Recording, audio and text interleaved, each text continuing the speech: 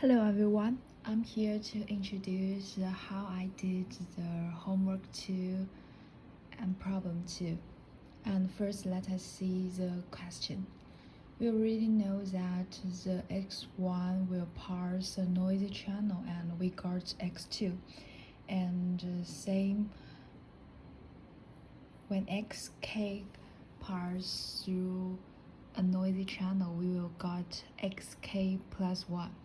And given P x1 equals to 0, the probability is 0.2 and the probability of x1 equals to 1 is 0.8 for all k from 1 to n, and the probability xk equals k plus 1 equals to 0 when xk equals to 0 is 0.6, and the p probability of xk plus 1 equals to 1, and at the same time xk equals to 0 is 0.4, and the probability of xk plus 1 equals to 0 when xk equals to when xk equals to 1 is 0.3, and at last the probability of xk plus 1 equals to 1 when xk equals to 1 is 0.7. So first we should find the probability of x2 equals to 1.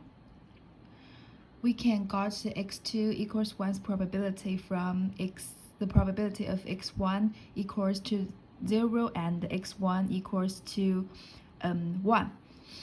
We can see that the probability of x2 equals 1 is the probability x2 equals 1 when x1 equals 1 plus x1 equals 1, and then plus another situation when x1 is 0 and by across the noisy channel x2 equals 1. So we got the final answer. It is 0.64. As for the second question, find probability of x3 equals to 1.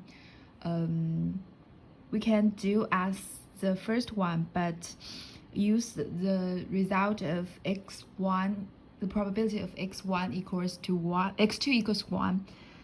It is 0.64, and the probability of x2 equals 0 is 0.36. So we follow the same steps of the question A. We got the answer. The probability is 0.592. And as for the third question, we should find the probability when x3 is 1 and x1 is 0. We should follow the steps. First, the formula is equals to when x1 equals 0 and x3 equals 1, divided by x3 equals to 1. So we should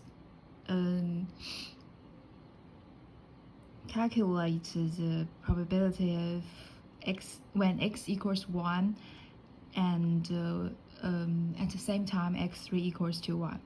So it is not hard to find that. Follow the steps, we can get the probability is 0.52.